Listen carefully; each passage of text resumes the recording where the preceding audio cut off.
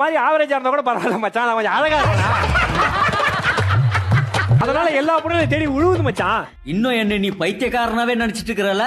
இந்த தருணத்திலேயே என் உயிர் பிரிஞ்சாலும் நான் சந்தோஷமா செத்துருவேன்.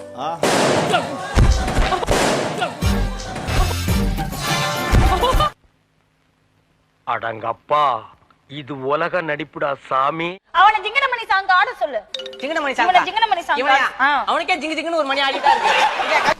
நீங்க ஏதோ சொன்னீங்க, ஆனா என் காதுல அது ராங்கா விழுந்தது. ஏன் தொழிலுக்கு நீங்க வராதீங்க. சாமி யாரு? சாமியாரு.